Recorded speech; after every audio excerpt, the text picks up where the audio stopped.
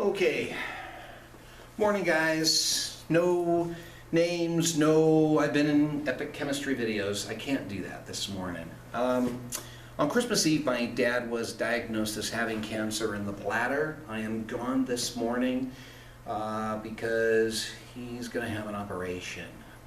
So that's why I'm gone. I may be gone also tomorrow, it depends. And I'm also going to be gone on Friday because my dad will have yet another surgery.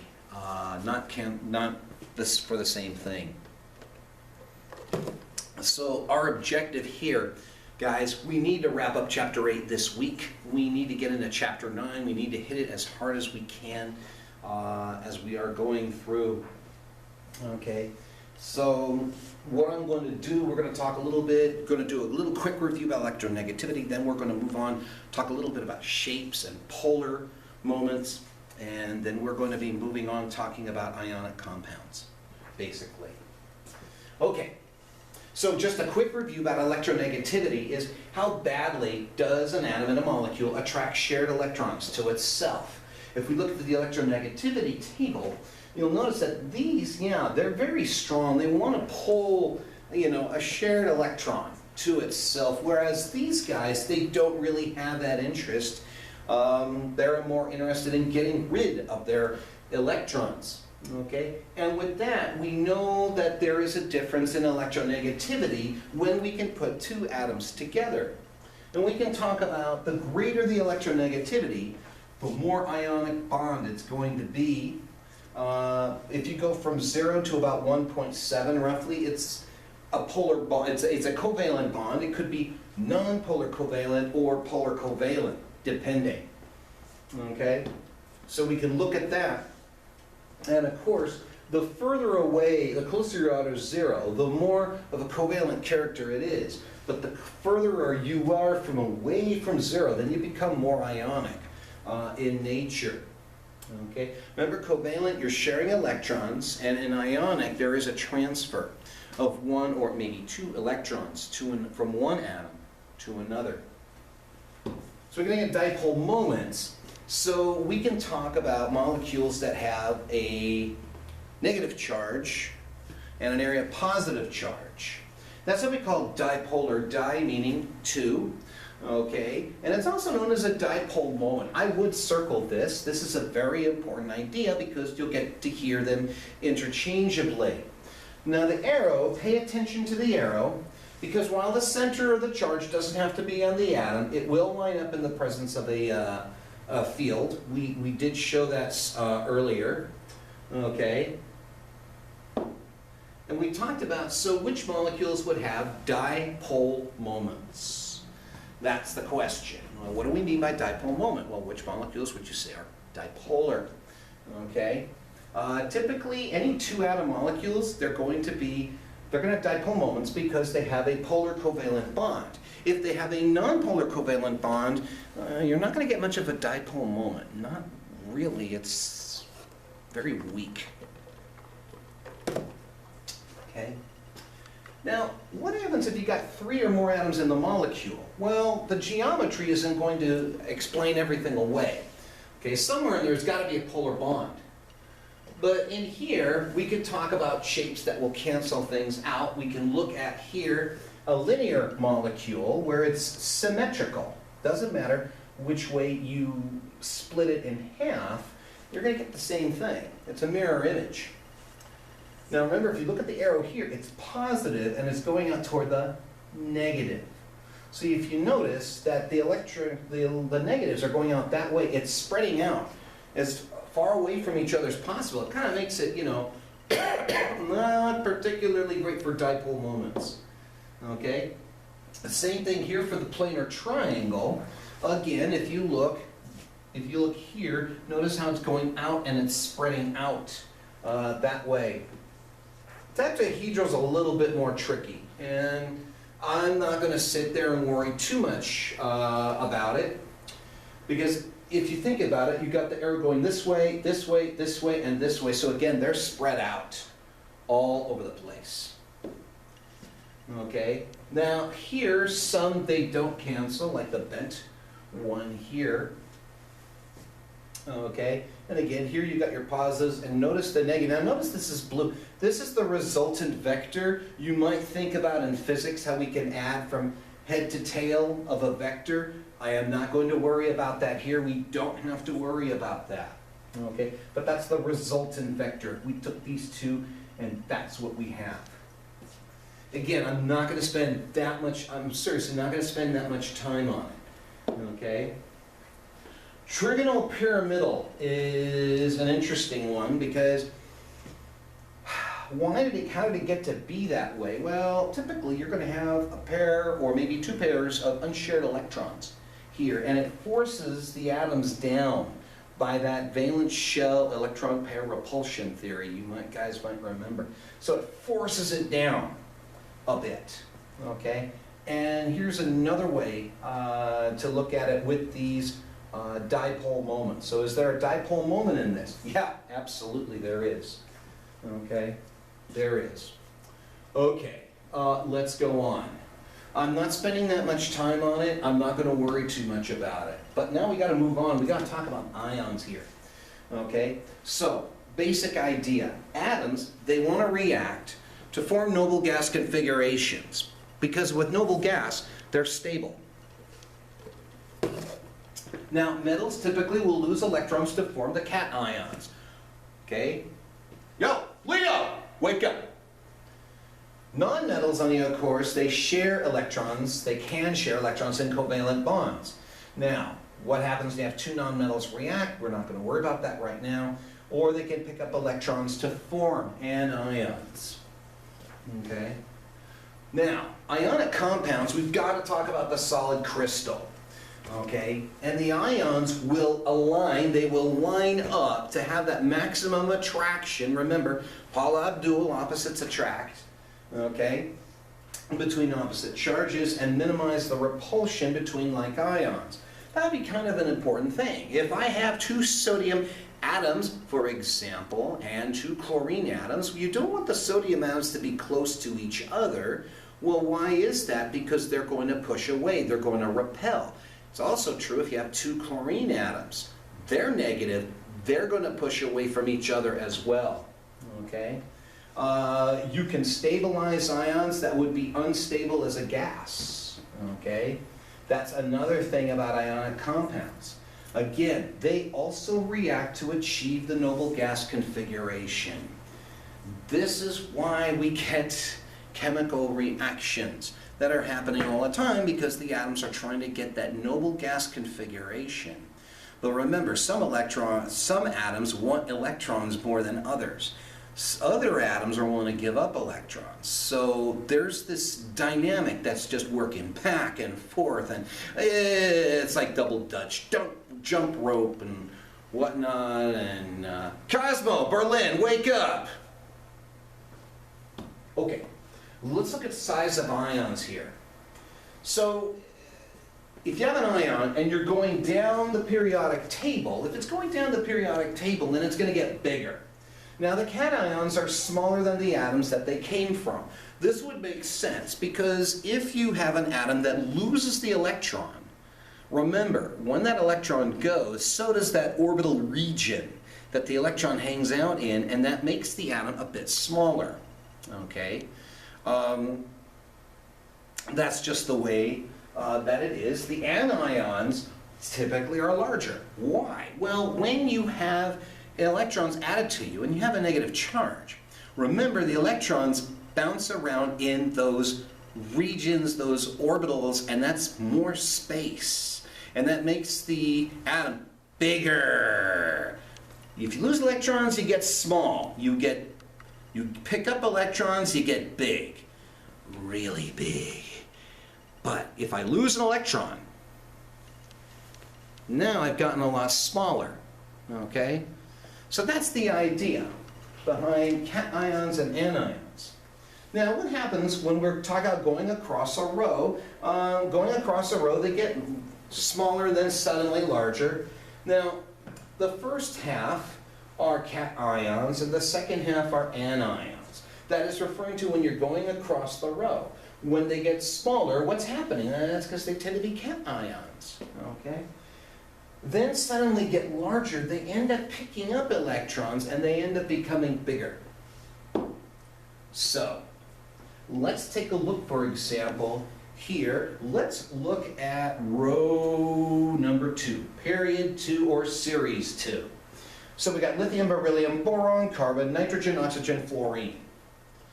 Now if you notice, these are the atoms at their neutral state. Neutral? No, they're not neutral. Because if they were at their neutral state, these would all be 0, right? But the problem comes down to is, are those atoms stable? Well, these guys are stable in the sense of their outer valence shell is full. That's it.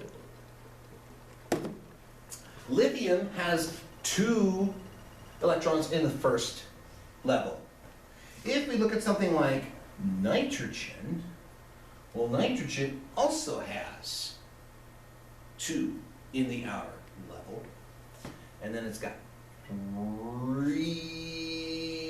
7, so 2, and then there's 5 that are left. Okay, that would be a 0 charge. And then oxygen has 6 valence electrons to begin with. Nitrogen has 5 valence electrons. Carbon has 4. Boron, now remember, these are smaller atoms, so they don't play by the octet rule. Just pay attention to that. But the whole idea is looking at, look, as you go across, these atoms, they become smaller because they're cations. They do get larger all of a sudden now because it's easier for the atom to go pick up electrons. That's why nitrogen, oxygen, and fluorine are definitely larger in size. Okay. Let's look at isoelectronic. I'm pretty sure that word's going to pop up on the exam. I'm pretty sure of it. Iso means the same. If isoelectronic ions have the same number of electrons. So, for example, here we can look at all these here. They all have the 10 electrons. Okay? So great, they have 10 electrons, but notice that they also have the different charges. Why? Because they are their individual elements. All of them have the same electron configuration here. 1s2, 2s2, 2p6. Bam.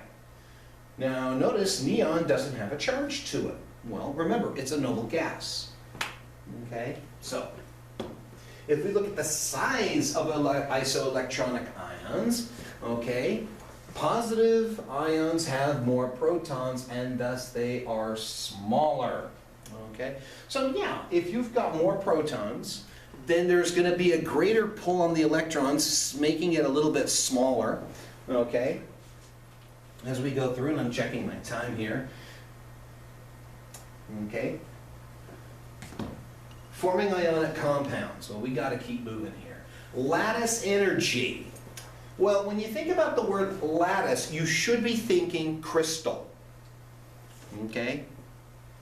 Yo, Odell, Attridge, this is not a vacation here. Williams is paying attention, supposedly. See, I try to get everybody equally. All right, so lattice energy. So the energy that is connected, associated with making a solid ionic compound from the gaseous ions. So this is what we have here. This is the energy that pays for making ionic compounds. It takes energy to put them together. Okay? Energy is a state function. Now remember the idea behind a state function. It's where you start and where you end up with. It doesn't matter the path that you take to get there. See, that's a big key. So, we can get from reactants to products in a roundabout way.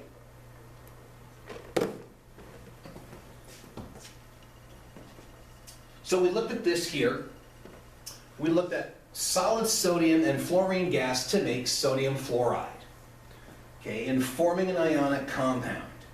So we just look at the steps. Subliming the sodium, ionizing it, so that means we're pulling an electron from it. Look at the energy that we need to do that.